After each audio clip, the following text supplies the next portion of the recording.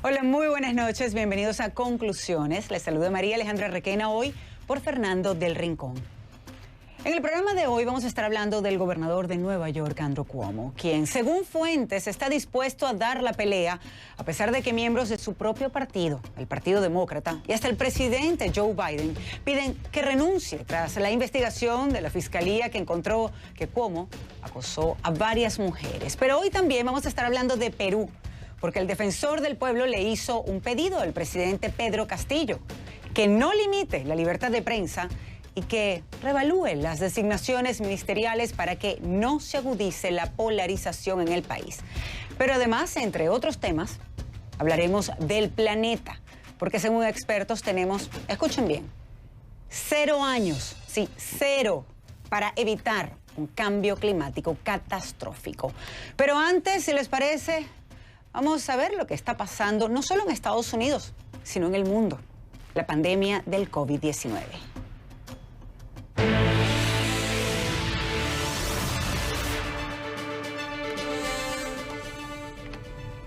Y es que la cantidad de personas hospitalizadas en Los Ángeles con COVID-19 se ha duplicado en las últimas semanas. Así lo anunció el lunes el Departamento de Salud Pública del Condado de Los Ángeles, que instó a los californianos a vacunarse. Liliana Escalante nos acompaña ahora con más detalles desde Los Ángeles. Liliana, muy buenas noches. ¿Qué piensa hacer el gobernador para quizás incentivar la vacunación en el estado?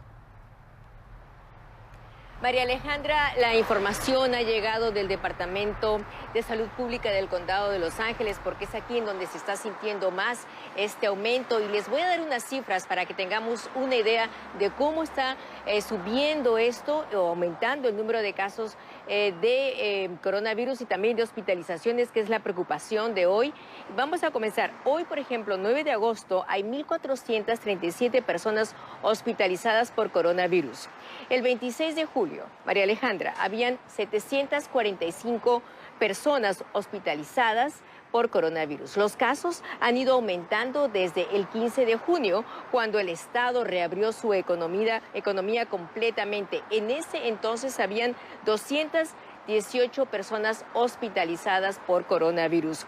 Esta última ola de casos por coronavirus y hospitalizaciones está pues vinculada, como ellos están diciendo, a esta apertura de la economía, pero las personas más afectadas han sido las personas no vacunadas. Por ejemplo, de mayo a julio de este año, el 92% de las personas que fueron hospitalizadas eran personas que no estaban vacunadas completamente.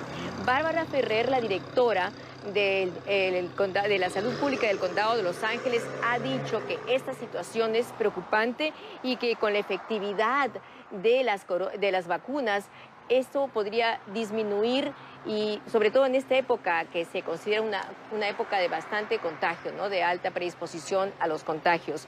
Es una información que es dinámica, entonces se espera que este miércoles el Ayuntamiento de Los Ángeles va a considerar una moción para que las personas presenten una prueba de vacunas al momento de ingresar a tiendas privadas o tiendas minoristas, también a tiendas públicas, a gimnasios y restaurantes.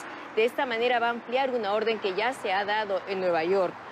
Hay otro dato importante con respecto a la tasa de positividad, porque una cosa es el número de hospitalizaciones y también el número de tasa de positividad. Ha bajado un poco con respecto a la semana pasada. Hoy tenemos un 4.4%, con respecto a la semana pasada era casi el 6%.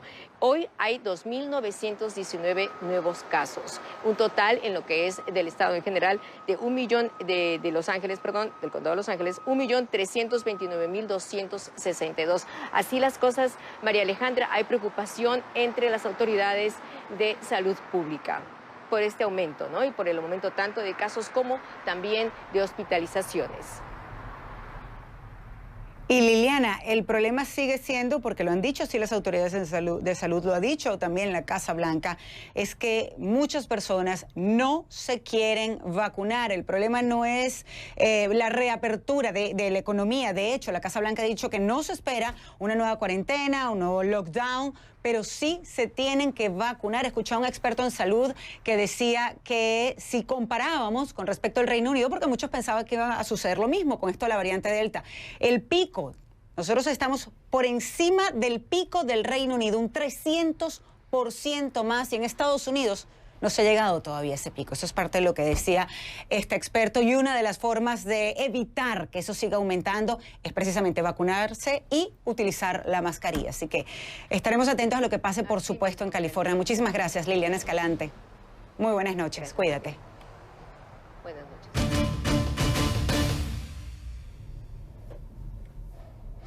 Y vamos a invitarlos a todos ustedes a que utilicen esta noche en Conclusiones la etiqueta ConcluCuomo. Recuerden que voy a recibir todos sus mensajes a través de mi cuenta en Twitter, @RequenaCNN. La etiqueta en esta parte del programa es ConcluCuomo. Y es que el gobernador de Nueva York, Andrew Cuomo, no se decide, pero cada vez son más los que piden su dimisión, incluidos los demócratas, después de que una investigación de la fiscal general de Nueva York encontrara que habría acosado sexualmente a cerca de una docena de mujeres. Los asesores más cercanos de Cuomo pasaron el fin de semana tratando de convencerlo para que renuncie, pero según una fuente familiarizada con el tema, el político dijo que necesitaba más tiempo. Brittany Comiso es una de las mujeres que denunció acoso sexual por parte de Cuomo. Comiso hizo sus primeras declaraciones públicas este fin de semana en la cadena CBS.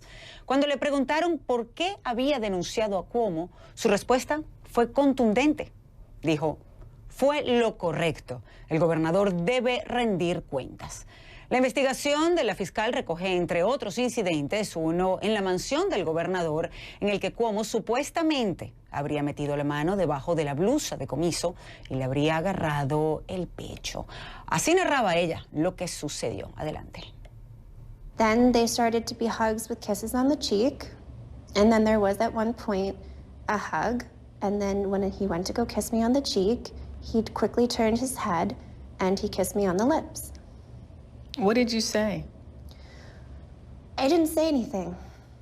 I didn't say anything. I didn't say anything this whole time. People don't understand that this is the governor of the state of New York.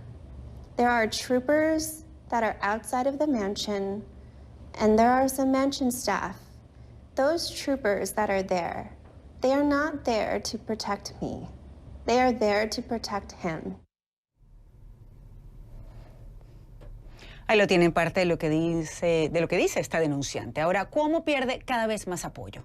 Su principal asesora, Melissa DeRosa, renunció este domingo. En el comunicado obtenido por CNN, DeRosa no menciona a Cuomo en ningún momento. Sí dijo que había sido el mayor honor de su vida servir a la gente de Nueva York durante 10 años, pero reconoció que personalmente los últimos 2 años fueron difíciles, tanto emocional como mentalmente. La renuncia de DeRosa llega en la víspera de una reunión de la Comisión Judicial de la Asamblea Estatal para tratar el juicio político de Cuomo. Carl Heastie, el presidente de la Asamblea de Nueva York, dijo que el proceso podría completarse en unas semanas y señaló que Cuomo perdió la confianza de la mayoría de los miembros de la Asamblea de Nueva York. Escuchemos. Claramente el gobernador ha perdido la confianza de la mayoría de los miembros de la Asamblea del Estado de Nueva York.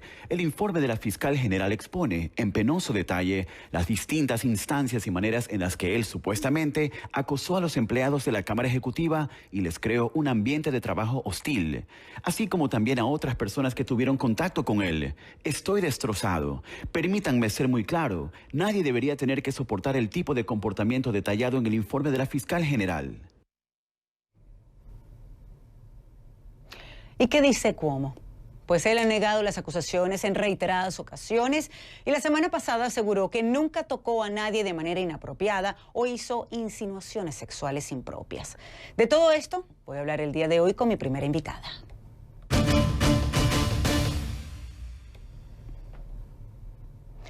María Cardona, bienvenida a Conclusiones. Gracias por acompañarnos. María es estratega política demócrata y es un gusto conversar contigo nuevamente, María. Pero cuando es un tema como este, realmente es complicado, es una situación muy complicada. Te pregunto, ¿debe Cuomo renunciar? Definitivamente que sí, María Alejandra. Primeramente, buenas noches. Un placer estar aquí contigo de nuevo. Él debe renunciar. Él debió haber renunciado hace mucho tiempo.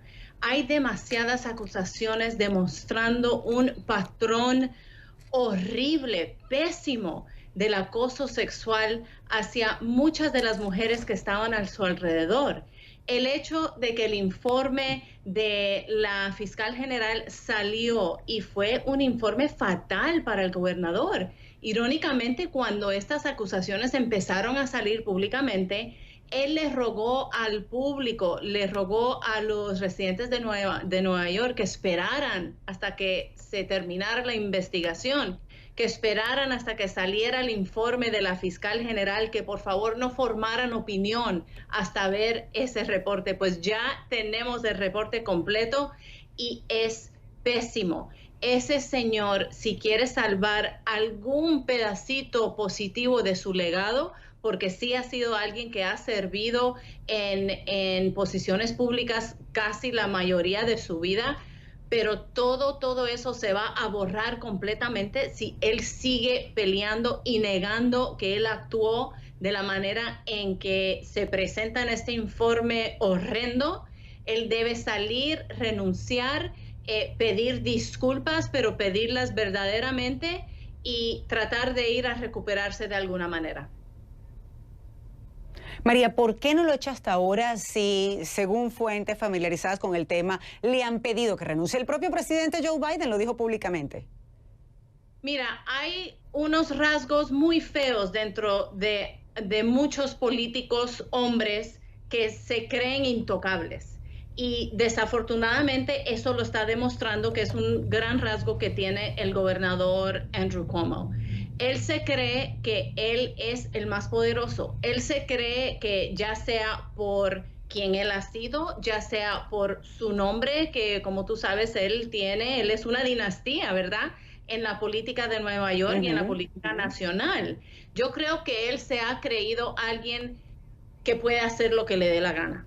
Y desafortunadamente eso también lo ha llevado a creer que él puede actuar como él quiera, hacia quien quiera, en la manera que él quiera. Y eso lo ha hundido. Eso ha demostrado que él no es alguien que es intocable.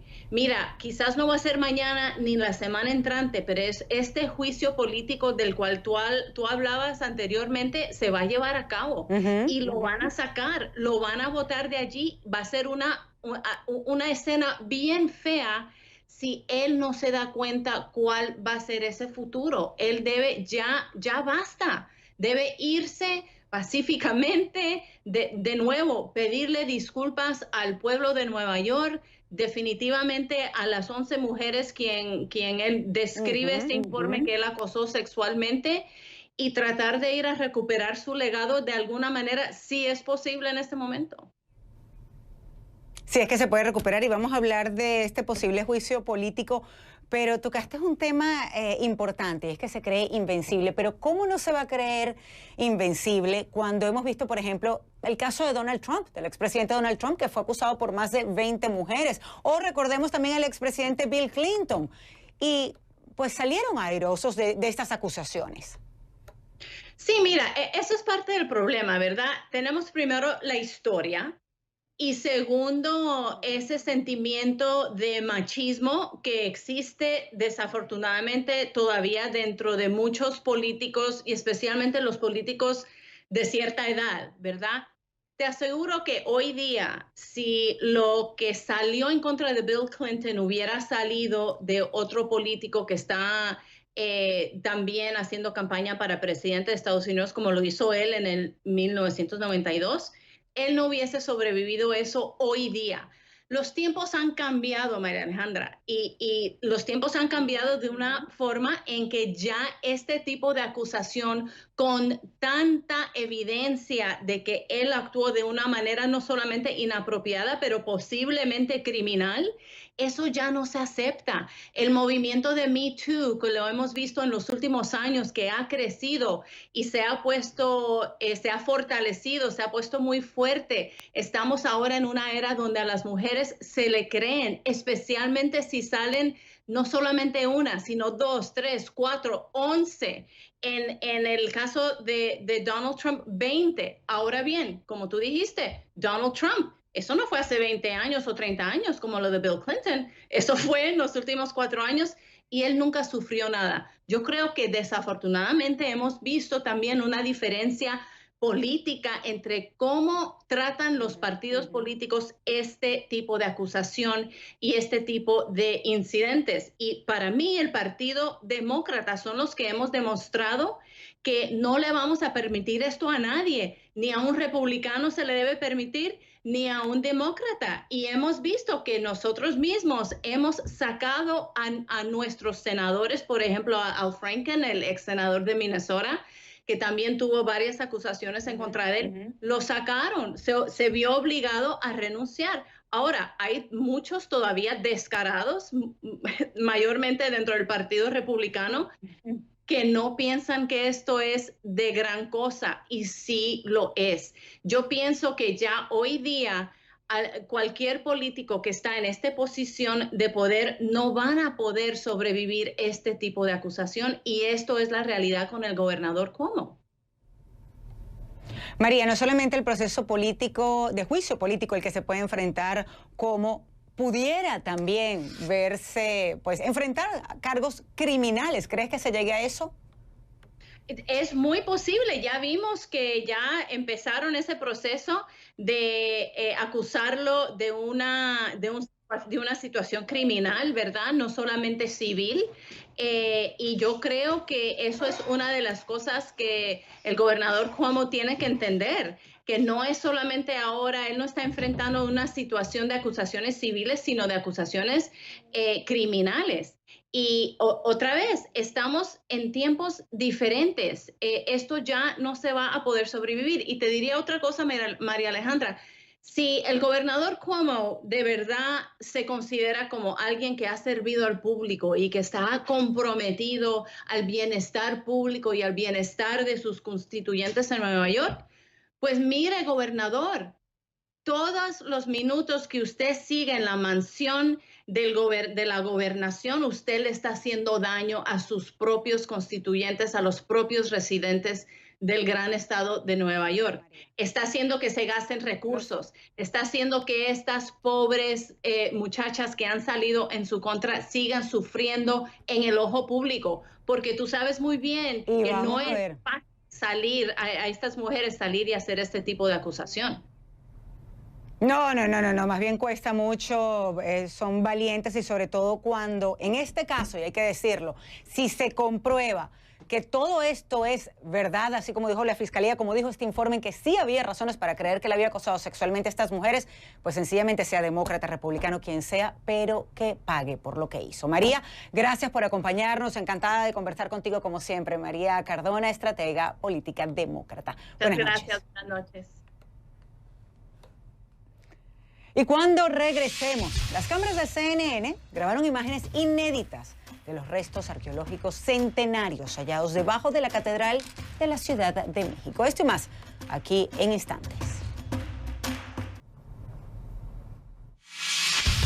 En pocos días, el gobierno de Pedro Castillo se ha enfrentado a movilizaciones y cuestionamientos desde diferentes sectores sociales e instituciones de Perú.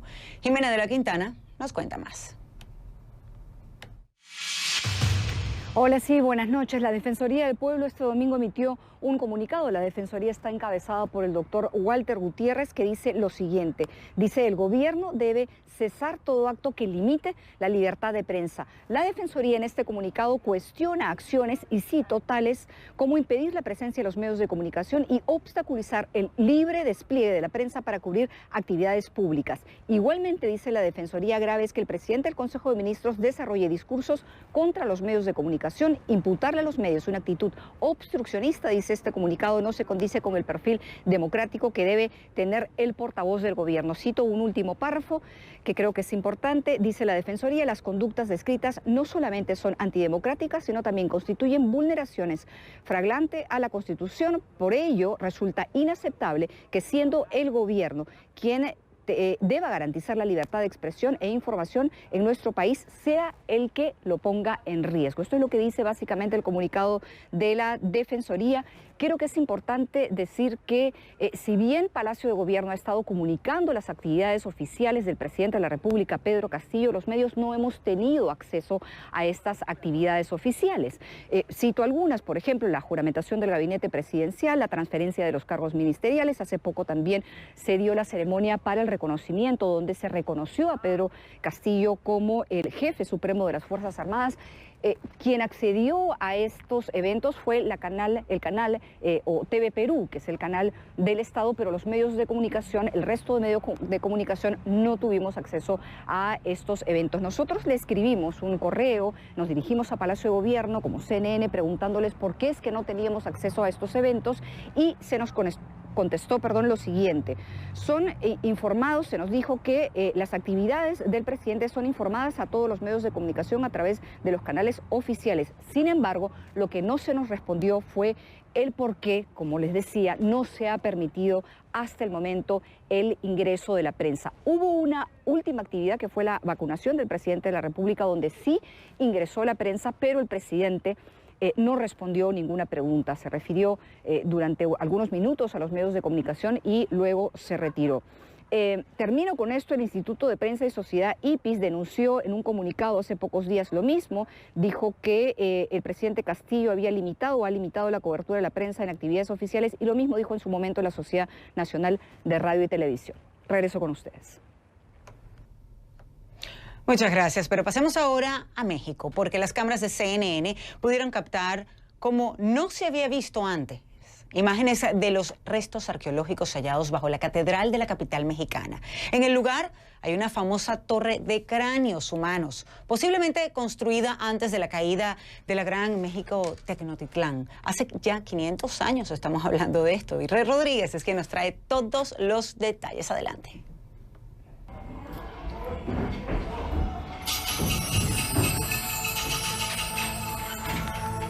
Desentrañar los misterios que rodean esta impresionante estructura de más de 4 metros de altura y que está formada por cientos de cráneos humanos no ha sido tarea fácil para los investigadores que estudian este lugar, al que CNN tuvo un acceso profundo y detallado. Que tenemos aquí un muro circular de cráneos humanos. El experimentado arqueólogo mexicano Raúl Barrera nos cuenta que la torre posiblemente formó parte de Huayzompantli, un templo sagrado donde se honraba a los dioses mediante sacrificios humanos. Se calcula que fue construido antes de que los conquistadores españoles tomaran México Tenochtitlan, la imponente capital de los mexicas, también conocidos internacionalmente como aztecas, hace 500 años. Aquí se ven lo que fueron los rostros de estos individuos que bueno, tenemos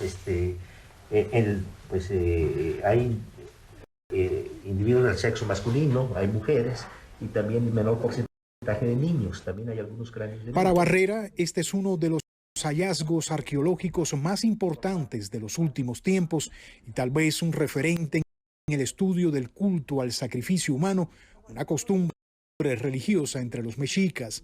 El Huayzompantli, más que podemos decir un templo dedicado a la muerte, es un templo de vida. Lo que están haciendo es regenerar vida. Están generando nuevos individuos, nuevos guerreros, tal vez, ¿no? Porque había esa creencia, ¿no? En su cosmovisión de que los dioses podían morir. Entonces había que estarlos alimentando para que el ciclo de la vida continuara y el universo siguiera existiendo. La columna de cráneos humanos fue descubierta en 2015 en el sótano de una antigua casa en remodelación ubicada en el casco histórico de la capital mexicana. Desde entonces han excavado hasta llegar a lo más impactante de la torre, su fachada externa, la misma que describen algunos conquistadores en sus escritos sobre los momentos de la caída de la Gran Tenochtitlan, el 13 de agosto de 1521. Este edificio lo ven los españoles y es esa representación, es como una síntesis en físico de un sistema de creencias que era totalmente ajeno al de ellos, ¿no? Y que se quedan impactados. Y que se impactan y ellos no pueden entenderlo, ¿no? Lo que ellos tal vez no se dan cuenta en ese momento es que esto es tan parecido como todo lo que ellos hacían. O sea, es producto de todo un sistema religioso, pero además económico, político, social, como las guerras que ellos tenían, como la misma conquista que ellos estaban emprendiendo. El equipo de arqueólogos y antropólogos que trabaja en el lugar supone que podría existir una segunda torre de cráneos humanos en el extremo sur de Waisunpantli, y a la que también se hace referencia en algunos documentos históricos. Aunque no saben si lograrán encontrarla, ya que la mayoría de estos templos sagrados fueron arrasados por los conquistadores españoles. El espacio sagrado fue destruido, fue arrasado por resultado de esta conquista, y con esas mismas piedras van a construir los nuevos edificios, las nuevas casas, los nuevos templos cristianos. Fueron construidos con los mismos materiales y seguramente con las mismas manos indígenas, ¿no?, que fueron obligados a hacer esto. De todas formas, no pierden las esperanzas de hallar más evidencias de una civilización sobre la que todavía falta mucho por conocer. Rey Rodríguez, CNN, Ciudad de México.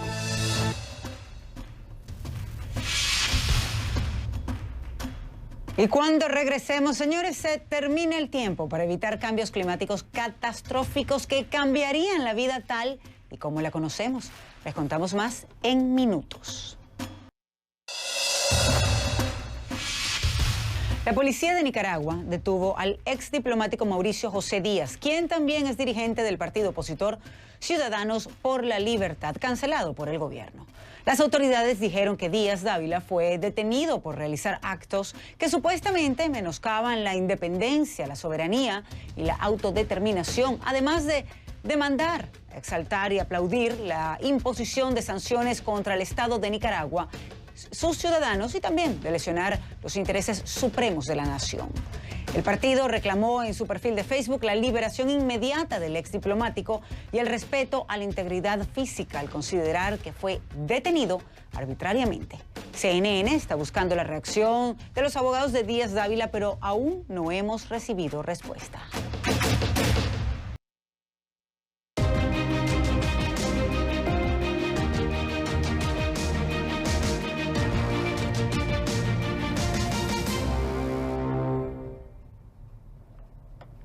El hombre es el responsable del cambio climático. El informe más reciente del Grupo Intergubernamental de Expertos sobre el Cambio Climático de las Naciones Unidas no deja dudas al respecto. Son más de 3.500 páginas en las que se advierte de las graves consecuencias de ese calentamiento global para todas las regiones del mundo. Muchos de los cambios ya son irreversibles. Miguel Ángel Antoñanzas ha analizado este informe y nos cuenta las conclusiones más importantes. Adelante.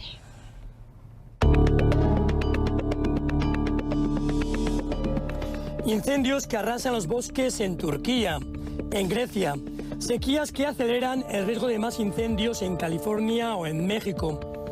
Imágenes como estas de la presa Villa Victoria en el centro de ese país son claras. Mientras el deshielo en el Ártico provoca el aumento del nivel del mar. Y ciudades como Miami se enfrentarán a serias inundaciones futuras con proyecciones alarmantes. Para el secretario de Naciones Unidas estamos en el código rojo y la culpa es de la humanidad. Lo dice después de que 234 investigadores de 66 países presentaron un informe intergubernamental de más de 3.500 páginas, según el cual es inequívoco que las acciones del hombre están provocando el calentamiento global.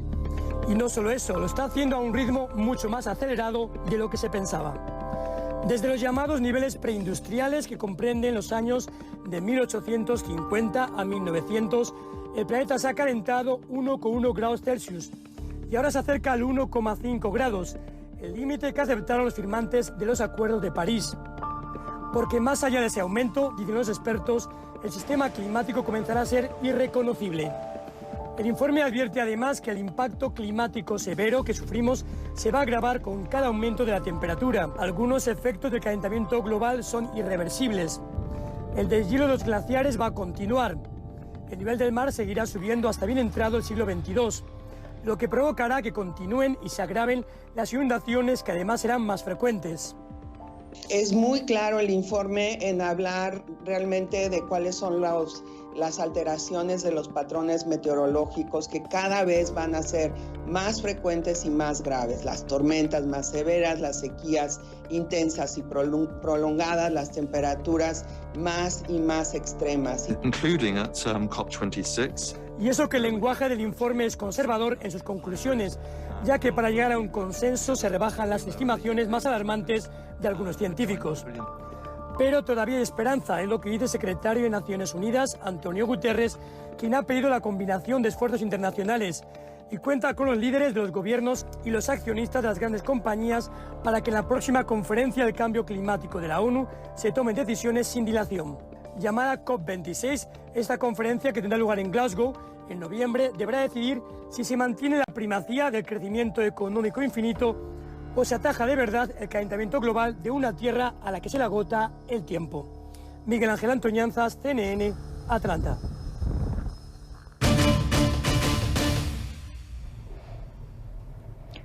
Y ahora le doy la bienvenida a Javier Sierra, portavoz de la organización medioambiental Sierra Club. Muy buenas noches, gracias por acompañarnos. Se nos termina el tiempo y hay expertos que dicen que nos queda cero años para intentar revertir este daño que ha hecho el hombre al planeta. Buenas noches, María Alejandra. Realmente la situación es preocupante, es alarmante. Nos confrontamos una crisis existencial, pero no es cierto que nos queden 0 años para reaccionar ante tamaño problema, ni muchísimo menos. Una de las conclusiones de este estudio de las Naciones Unidas es que de aquí, la próxima década, tenemos que reducir las emisiones de cambio climático en un 50% y de aquí al año 2050 eliminarlas por completo. A menudo me hacen la pregunta, ¿esto es posible o no es posible? Es perfectamente posible. El ser humano tiene ahora mismo los recursos, los conocimientos, la tecnología para realmente dejar de lado los combustibles fósiles, que son los principales causantes de esta crisis climática, y abrir de par en par las puertas a una economía de energía limpia, que es la que nos va a sacar de este atolladero. El Acuerdo de París, ¿qué tanto ha funcionado realmente? Cuando hablamos que se implementó, se habló de esto en 2015, se firmó en 2016, estamos ya en 2021. ¿Qué tanto realmente ha funcionado? Bueno, lamentablemente hemos presenciado durante todos estos años que los firmantes del acuerdo, en su inmensa mayoría, han fracasado en realmente cumplir con las promesas que hicieron. Pero tenemos la esperanza de que este informe, y lo estamos viendo las reacciones a lo largo del mundo, que ya se acabaron los cuentos, ya se acabó las excusas, ya no existe el negacionismo climático desde un punto de vista de la raza humana, desde un punto de vista global. Se nos acabó el tiempo de todo eso. Sin embargo, lo que sí es positivo, y en esto hay que hacer mucho énfasis, es que realmente tenemos los recursos para salir de este problema. Lo que nos falta, y eso es realmente el gran problema, es la voluntad política. Y esa la tenemos aquí muy presente también en Washington, cuando vemos tantos obstáculos en la agenda del presidente Biden para alistar el Estados Unidos en el combate contra el cambio climático. ¿Por qué es tan difícil? ¿Por qué hay tantos obstáculos cuando sabemos que es una realidad y más allá de la voluntad política necesitamos hechos? Bueno, la mayor dificultad son los intereses creados, por supuesto. La industria de combustibles fósiles ha invertido cientos de millones de dólares a lo largo de varias décadas en negar, en oscurecer la ciencia, en vilipendiar, incluso en difamar a los científicos que llegaron exactamente a las mismas conclusiones que llegaron los científicos, por ejemplo, de Exxon, la mayor petrolera del mundo, que llegaron en el año 1978, que predijeron con asombrosa exactitud, entonces, hace ya más de 40 años, lo que está ocurriendo hoy. Eso es lo que tenemos que combatir como consumidores, como votantes. Tenemos nuestra obligación es vigilar qué es lo que hacen nuestros políticos a la hora de combatir el cambio climático.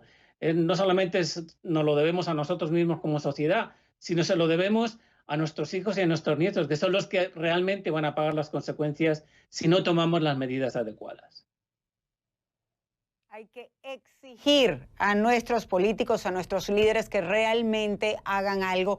Pero ¿sabes qué me llama la atención, Javier? También que cada uno como ciudadano a veces no ponemos de nuestra parte. Con la pandemia en un principio, con las cuarentenas en distintas partes del mundo, vimos quizás una tierra un poco más limpia, los animales más libres. Y sin embargo, ahora vemos muchísimas máscaras, guantes que también contribuyen a la contaminación. Bueno, estamos hablando de seres humanos, ni más ni menos, María Alejandra. Eso es lo que estamos, con lo que tenemos que vernos. Sin embargo, a mí me gustaría dejar un aspecto positivo de todo esto. Déjame darte un ejemplo. La energía eléctrica más barata del mundo se produce ahora mismo en el Golfo Pérsico. Cuesta 1 kilovatio hora, $1,50 centavos de dólar. En Estados Unidos, el consumidor promedio paga 15 centavos de dólar por la misma cantidad de energía, es 10 veces más. Entonces, ya lo tenemos, ya está con nosotros, ya tenemos las soluciones. Ahora lo que tenemos que hacer es abrir paso. Y de la manera de abrir paso es de ser conscientes de lo que está ocurriendo y ser ciudadanos responsables de lo que está ocurriendo también. Recordemos que esta revolución industrial que está ocurriendo ahora mismo va a beneficiarnos a todos, va a haber prosperidad para todos, no solamente para una minoría de la industria de combustibles fósiles. Existe una palabra clave: conscientes. Estamos cada vez siendo más conscientes del cambio climático, de cuidar nuestro planeta, y esperemos entonces que cada uno de nosotros ponga de su parte, así como por supuesto nuestros líderes. Muchísimas gracias, Javier Sierra, por acompañarnos el día de hoy, portavoz de la organización medioambiental Sierra Club. Muy buenas noches. Gracias a ti. Y ya nosotros regresamos con más de conclusiones, y es que el talibán gana terreno a una velocidad impresionante. Nunca se había perdido territorio con tanta rapidez. Les contamos. Afganistán atraviesa quizás lo que podría ser su peor momento en las últimas 2 décadas. Nunca se había perdido territorio con tanta rapidez a manos de los talibanes. José Levi nos cuenta los detalles desde Jerusalén. Adelante. Con el paso de las semanas, cada vez más pareciera que las sospechas, los temores, se van transformando en realidad. O sea, el movimiento talibán se vuelve a hacer con el control cada vez de más zonas dentro de Afganistán. Vemos este mapa que va evolucionando y también ahí podemos percibir cómo las zonas rojas, que serían las que ya están bajo el control del movimiento talibán, cada vez son más extendidas, y todo esto cuando son principalmente zonas rurales las que pasan a estar bajo su control. Pero también este viernes, y esto preocupa especialmente, comenzaron a ser ya capitales de provincia. Ya varias de ellas cayeron en manos de este movimiento, y esto aumenta la preocupación. A veces este control talibán se hace de una manera pacífica, o sea, el ejército afgano se retira del lugar sin ofrecer una batalla. Junto a esto, en otras ocasiones se habla de batallas realmente feroces por el control. En el ejército afgano aseguran que en una de los bombardeos 63 miembros del movimiento talibán habrían perdido la vida. De su parte, en la organización UNICEF de las Naciones Unidas aseguran que este fin de semana tan solo 26 niños perdieron la vida en estos bombardeos. 136 más resultaron heridos. También denuncian en UNICEF lo que sería el uso de niños, de pequeños, cada vez más en lo que son las bandas armadas. Y todo esto cuando uno de los grandes temores del ejército afgano es que conforme se acerque lo que es el fin de la presencia de Estados Unidos y sus aliados en el interior de Afganistán, también se interrumpan de manera paralela los ataques aéreos realizados por Estados Unidos en el interior de Afganistán contra los talibán. Esto se teme que pueda llevar a que realmente este movimiento extremista pueda seguir avanzando en el interior de Afganistán, especialmente hacia la capital, Kabul. José Levi, CNN, Jerusalén.